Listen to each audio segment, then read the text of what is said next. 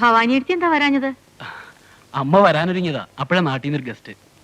പഠനം മതിയാക്കിയ സ്ഥിതിക്ക് അരുണിന് എന്താ ഉദ്ദേശം? തൽക്കാലം പുറത്തെങ്ങും അയക്കുന്നില്ല. എന്റെ കൂടെ ഒന്ന് ബിസിനസ് നോക്കട്ടെ. ഗീതാഞ്ജലി എന്തി ആന്റി? അവള് മോളിലുണ്ട്. ആ, നീ ഒന്ന് കണ്ടേക്ക്. ഇല്ലെങ്കിൽ അത് മതി പരിഭവത്തിന്. വരൂ.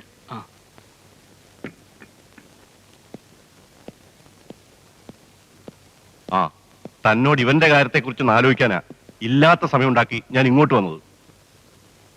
തന്റെ മോളുടെ കാര്യം തന്നെ ഇനി അവധിക്ക് വെക്കാതെ അതിനൊരു തീരുമാനം ഉണ്ടാക്കണം. വരട്ടെ, നമുക്ക് ആലോചിക്കാം. താനിങ്ങനെ ആലോചിക്കാമെന്ന് പറയാൻ തുടങ്ങിയിട്ട് നാള് പറയാമല്ലോ. അരുണിന് പല പ്രപ്പോസലുകളും വരുന്നുണ്ട്. പക്ഷേ തുറന്നു പറയാമല്ലോ, ഞങ്ങൾക്കൊക്കെ താല്പര്യം ഇതില്ല. ഞങ്ങൾക്കാകെ അവളല്ലേ ഉള്ളൂ. അവളുടെ വിവാഹത്തെക്കുറിച്ച് എനിക്ക് ചില സങ്കല്പങ്ങളൊക്കെ ഉണ്ട്. എന്താ, ദാസന്റെ മകളെ വിവാഹം കഴിക്കാൻ എന്റെ മോന് യോഗ്യത പോരാൻ തോന്നുന്നുണ്ടോ? നമ്പ്യാരെന്തിനാ വളഞ്ഞ വഴിക്ക് ചിന്തിക്കുന്നത്? അല്ല, തന്റെ ഒഴുക്കം മറ്റുള്ള മറുപടി കേട്ടോണ്ട് ചോദിച്ചെന്നേ ഉള്ളൂ. വരട്ടെ, ആലോചിക്കാമെന്ന് ഞാൻ പറഞ്ഞല്ലോ. വായ്പ അനുവദിക്കുന്നതിന് 1 വർഷത്തെ സേവനം പൂർത്തിയാക്കിയിരിക്കണമെന്നാണ് ഇവിടുത്തെ നിയമം. അത് ഞാൻ ഹരിപ്രസാദിന് വേണ്ടി ലംഘിക്കുക എന്ന് പറഞ്ഞാൽ ഇത് കിട്ടുമെന്ന പ്രതീക്ഷയില്ല ഞാൻ ഊർമിളയുടെ വിവാഹത്തിന് വാക്ക് കൊടുത്തിരിക്കുന്നത്. തരില്ല എന്ന് ഞാൻ പറഞ്ഞില്ലല്ലോ. നടപടിക്രമങ്ങൾ മാറ്റിയെടുക്കാൻ ഒരു ചെറിയ കാലവിളംബം ഉണ്ടാകുമെന്ന് മാത്രം. ആ, അത് സാരമില്ല. ആ, ഒരു നിമിഷം. നമ്മുടെ സ്ഥാപനത്തിലെ മുഴുവൻ ജീവനക്കാരെയും അവരുടെ കുടുംബാംഗങ്ങളെയും പങ്കെടുപ്പിച്ചുകൊണ്ട് ഒരു വിനോദയാത്ര എല്ലാ വർഷവും പതിവുള്ളതാണ്. അതിന്റെ ചിലവെല്ലാം ഞാൻ തന്നെയാണ് വഹിക്കുന്നത്. അങ്ങയുടെ വലിയ മനസ്സ്. അടുത്ത ശനിയാഴ്ചയാണ് ഈ വർഷത്തെ പരിപാടി. ഹരിപ്രസാദ് ഗിരിപ്രസാദിനെയും അമ്മയും കുഞ്ഞമ്മയും അനിയത്തിയും കൂട്ടി വരണം. ഒന്ന് ഉറക്കെ വായിക്കേണ്ട അരവിന്ദ. പ്രേമിക്കാനോ ഭാഗ്യമുണ്ടായില്ല. പ്രേമലേഖനത്തിന് സ്റ്റൈലെങ്കിലും ഒന്ന് മനസ്സിലാകട്ടെ. ഒരയ്ക്ക് തീ പിടിക്കുമ്പോഴേ അവന്റെ ഒരു വീണ വായന. മോറപ്പണ്ണിന്റെ കത്ത് വായിക്കാൻ കണ്ട നേരം മറ്റുള്ളവർ ഇവിടെ കിടന്ന് ഉരുക. അതിനിപ്പോ ഞാൻ എന്താ വേണമെന്നാ? എന്ത് വേണമെന്നോ? നീ ഒരുത്തന എല്ലാത്തിനും കാരണം. നിന്റെ അന്നത്തെ ഫോൺ വിളി എന്റെ ജീവിതം തുളച്ചത്. അതിന് കാരണക്കാരൻ ഇവനാ. അമ്മ ഹോസ്പിറ്റലാന്ന് പറഞ്ഞ് ഫോൺ ചെയ്യാൻ ഇവനാ എന്നെ ഉപദേശിച്ചത്. അമ്മയെ കാണാൻ അങ്ങേര് നിന്റെ വീട്ടിലേക്ക് കെട്ടിയെടുക്കുന്നത് ഞാൻ വിചാരിച്ചോ? ഈ അമ്മയുടെ കാര്യം അവിടെ നിൽക്കട്ടെ, കുഞ്ഞമ്മയുടെ കാര്യത്തിന് ഒരു പരിഹാരം പറ. നാളെ കമ്പനി വക എക്സ്റ്റേഷന് പോകാൻ അമ്മയും കുഞ്ഞമ്മയും ഹരിപ്രസാദും ഗിരിപ്രസാദും ഒരുമിച്ച് വേണം. അത്രയല്ലേ ഉള്ളു കാര്യം. അതത്ര നിസ്സാരമായിട്ട് കാണാൻ നിനക്ക് ആളെ ഇരട്ടിപ്പിക്കുന്ന വിദ്യ അറിയാമോ? ബർത്ത്ഡേക്ക് കളിച്ച പോലെ ഓടി കിടന്ന് ഡബിൾ റോള് കളിക്കാനേ ബസ്സിനകത്ത് സ്ഥലം കുറവാ. ഇടാ, ബ്രഹ്മാവനാണോ ആയസിന് പഞ്ഞം? നീ ഒന്ന് തഞ്ചപ്പെട്. വഴിയുണ്ട്. എന്ത് വഴി? പറയാം.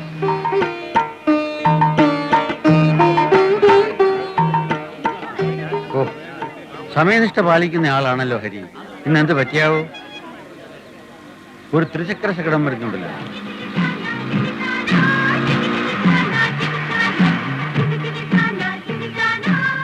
അവരൊക്കെ എന്ത്? സോറി, ഒരു സാഡ് ന്യൂസ് ഉണ്ട്.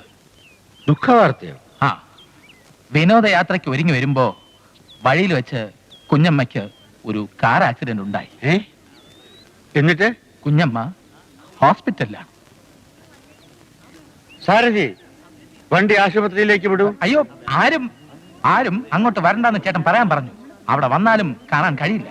കുഞ്ഞമ്മ ഇന്റൻസീവ് കെയർ യൂണിറ്റിലാണ്. അപ്പോ അത്രയ്ക്ക് സീരിയസ് ആണോ? ആയിരുന്നു, പക്ഷേ ഇപ്പൊ അപകടനില തരണം ചെയ്ത് കഴിഞ്ഞു. എന്നാലും ഇങ്ങനെ ഒരു വാർത്ത അറിഞ്ഞിട്ട് നമ്മൾ... അതൊന്നും സാരമില്ല. ഈ ഒരു കാരണത്തിന്റെ പേരിൽ യാത്ര മുടക്കരുതെന്ന് സാറിനോട് പറയാൻ ചേട്ടൻ പ്രത്യേകം എന്നോട് പറഞ്ഞു. പോകുന്നിടത്തൊക്കെ നിങ്ങളോടൊപ്പം സന്തോഷം പങ്കിടാൻ ചേട്ടന്റെ ആത്മാവ് ഉണ്ടാവും. എന്നാൽ ഹരിപ്രസാദിന്റെ ആഗ്രഹം പോലെ തന്നെ നടക്കട്ടെ.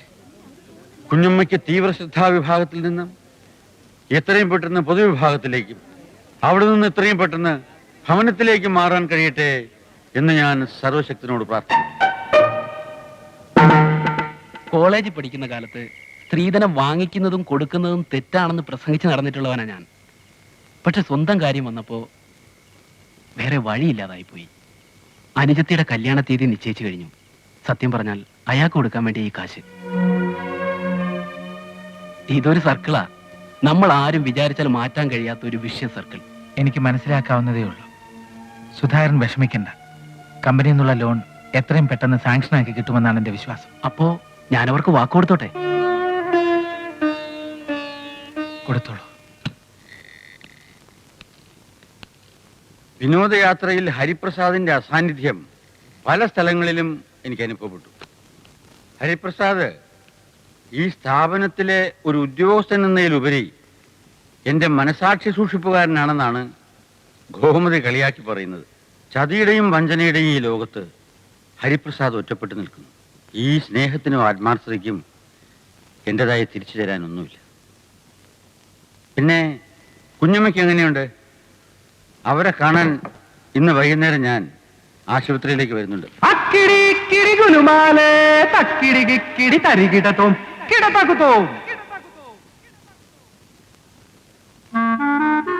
എന്താ? എന്തു പറ്റി? അവർ ഗുരുതരാവസ്ഥ തരണം ചെയ്ത് കഴിഞ്ഞിട്ടില്ല എന്നുണ്ടോ? കുഞ്ഞമ്മ ഞങ്ങളെയൊക്കെ വിട്ടുപോയി. എങ്ങോട്ട്? നിങ്ങൾ തമ്മിൽ അഭിപ്രായ വ്യത്യാസം വല്ലതും ഉണ്ടായോ? അതല്ല മേധാവി, ഈ ലോകത്തിൽ നിന്ന് എന്നെ യാത്രയായി. അത് ശരി. എപ്പോ? നിങ്ങൾ പോയതിന്റെ പിറ്റേ ദിവസം. രക്ഷപ്പെട്ടു എന്ന് കരുതി എല്ലാവരും സന്തോഷിച്ചിരിക്കുമ്പോഴാ പെട്ടെന്ന് വൈകുന്നേരം ഒരു 4 മണിക്ക് എന്നെ നോക്കി ഒന്ന് ചുമച്ചു. പിന്നെ ആ കണ്ണുകൾ തുറന്നിട്ടില്ല. അതവരുടെ ഒടുക്കത്തെ ഒരു ചുമയാണെന്ന് ഞാൻ അറിഞ്ഞില്ല. അവരുടെ വീട് വരെ പോയി എന്റെ അനുശോചനം അറിയിക്കുന്നതല്ലേ അതിന്റെ ഒരു മര്യാദ?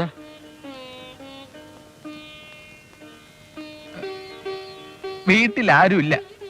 നാട്ടിൽ കൊണ്ടുപോയി സംസ്കരിച്ചത്. അമ്മയും ഗിരിപ്രസാദും ഇപ്പോഴും അവിടെ നിൽക്കുക. പിന്നെ ഇവിടത്തെ കാര്യാലയ കാര്യങ്ങൾ കുഴയുമോന്ന് ഭയന്ന ഞാൻ ഇങ്ങോട്ട് പോകുന്നത്. എന്തൊരു ചുമതലാബോധം.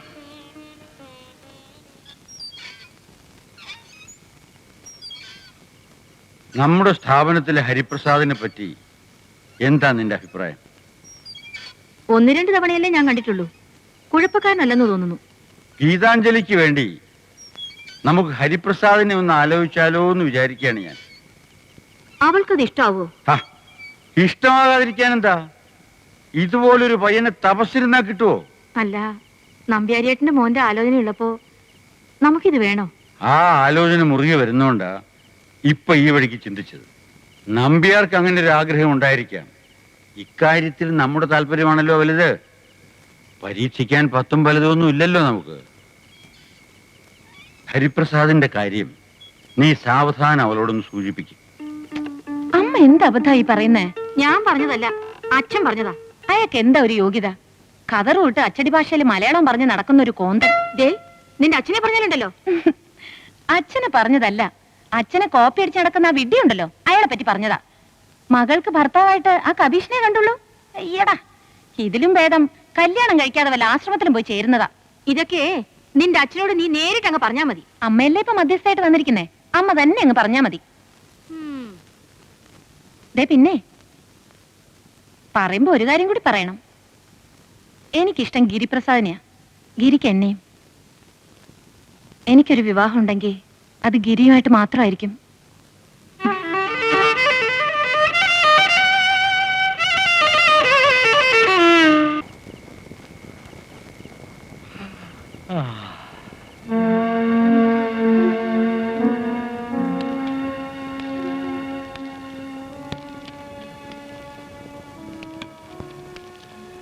എവിടെ തുടങ്ങണം, എങ്ങനെ തുടങ്ങണമെന്ന് എനിക്കറിയില്ല.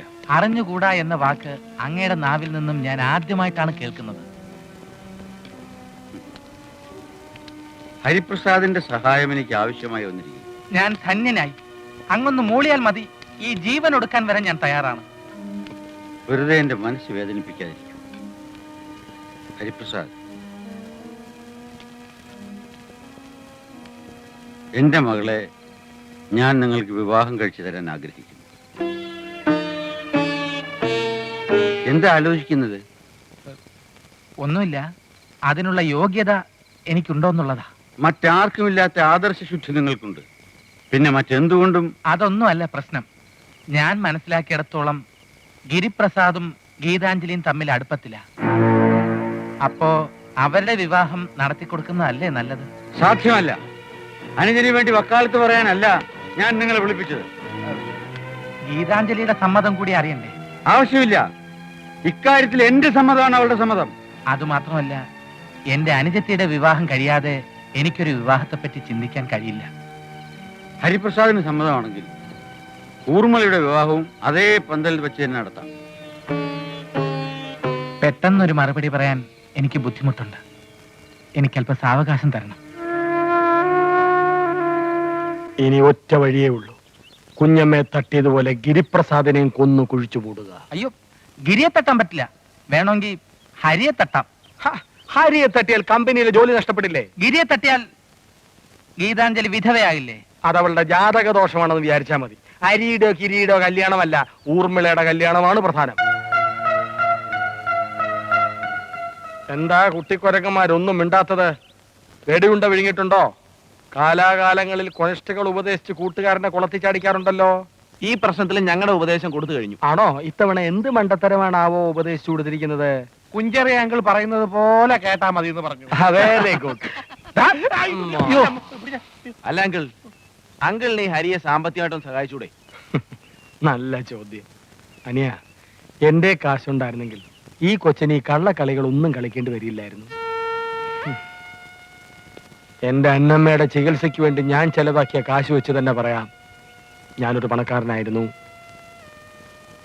മരണം ഉറപ്പാണെന്ന് ഡോക്ടേഴ്സ് പറഞ്ഞിട്ടും ഞാൻ പ്രതീക്ഷ കൈവിടാതെ അവസാന നിമിഷം വരെ അവൾക്ക് വേണ്ടി കർത്താവിന്റെ നിശ്ചയമായിരുന്നു. ആ സങ്കടമൊക്കെ മറക്കുന്നത് നിങ്ങളുടെയൊക്കെ കൂടെ കൂടുമ്പോഴാ. പരസ്പരം വഴക്കൂടാറുണ്ട്, കളിയാക്കാറുണ്ട്, ശരി തന്നെ. പക്ഷേ എനിക്ക് കുട്ടികളില്ലാന്ന ദുഃഖം ഞാൻ മറക്കുന്നത് ദാ ഇവനെയും ഊർമിളയും കാണുമ്പോഴാ. അയ്യേ, എന്താടാ ഇത്? കർത്താവിന്റെ അനുഗ്രഹം കൊണ്ട് എല്ലാം മംഗളമായിട്ട് വരും. ഹരി കെട്ടിയാലും ഗിരി കെട്ടിയാലും GG കെമിക്കൽസ് നിന്റെ സ്വന്തമാവില്ലേ? പിന്നെ പണം ഒരു പ്രശ്നമാണോ? പണമൊന്നും ആഗ്രഹിച്ചിട്ടല്ല അങ്കിൾ. ഗീതാഞ്ജലിയെ എനിക്കിഷ്ടമാണ്. ആഗ്രഹിച്ചാലും ഇല്ലെങ്കിലും ഇവന്റെ തലയിൽ ദൈവം അങ്ങനെ എഴുതിപ്പോയി. ഇന്നാർക്ക് ഇന്നാരെன்று എഴുതി വച്ചല്ലോ ദൈവം കല്ലിൽ. വിവാഹ കാര്യത്തിൽ മകളുടെ ഇഷ്ടം കൂടി കണക്കിലെടുക്കണം എന്നാണ് ബുദ്ധിയുള്ള ഒരു വക്കീൽ എന്ന നിലയ്ക്ക് എനിക്ക് അങ്ങേ ഉപദേശിക്കാനുള്ളത്. താൻ എനിക്ക് വേണ്ടി വാദിച്ച 24 വ്യവഹാരങ്ങളിൽ 23 തോറ്റത് തന്റെ ബുദ്ധിവൈഭവം കൊണ്ടായിരിക്കും. ഒരെണ്ണമെങ്കിലും ജയിച്ചല്ലോ, അത് മറക്കരുത്. അതും ജയിച്ചതൊന്നുമല്ല, വാദിയുമായി ഒത്തുതീർപ്പിലെത്തിയതാണ്. ഇതൊക്കെയായിട്ടും എന്തുകൊണ്ട് തന്നെ എന്റെ നിയമോപദേഷ്ടാവായി വച്ചുകൊണ്ടിരിക്കുന്നു എന്ന ചോദ്യം സ്വാഭാവികമായും ഉണ്ടാകാം. എന്റെ അച്ഛനെ സ്തുത്യർഹമായി സേവിച്ച തന്റെ അപ്പനോടുള്ള കടപ്പാടുകൊണ്ട്. അങ്ങിങ്ങനെ വളവള പേച്ചിക്കൊണ്ടിരുന്നാൽ നമ്മൾ ഒരിടത്തും എത്തില്ല. ഗിരിപ്രസാദ് മിടുക്കനാണ്, കലാകാരനാണ്, ഹൃദയശുദ്ധിയുള്ളവനാണ്, സ്നേഹമുള്ളവനാണ്. അല്ല, ഗിരിപ്രസാദ് അലസനാണ്, ലക്ഷ്യബോധമില്ലാത്തവനാണ്, താൻ തോന്നിയാണ്, തെമ്മാടിയാണ്. മേലാൽ അവന് വേണ്ടി വക്കാലത്തും പറഞ്ഞു വന്നാൽ തന്നെ അവനെ ഞാൻ വെടിവെച്ച് കൊല്ലും. അറിയാൻ മേലാഞ്ഞിട്ട് ചോദിക്കുവാണേ, അങ്ങ് പലപ്പടി വെടി വെടി എന്ന് പറയാറുണ്ടല്ലോ. വെടി അഹിംസയും തമ്മിൽ എന്താ ബന്ധം? ഒരു ചെകിട്ടത്തടിക്കുമ്പോൾ മറു ചെകിട് കാട്ടിക്കൊടുക്കണമെന്ന് പറയുന്ന തത്വത്തോട് ഞാൻ യോജിക്കുന്നില്ല. ചെകിട്ടത്തടിക്കുന്ന കൈ വെട്ടി നുറുക്കി കഷണം കഷണമാക്കണം. ആ ഗിരിപ്രസാദിനോട് എന്ന് പറഞ്ഞേക്ക് സിംഹത്തോട് ഏറ്റുമുട്ടാൻ എലിക്കാവില്ല എന്ന്. ഇതിലാരാ സിംഹം, ആരാ എലി? ഓ, സിംഹം അങ്ങ് തന്നെ.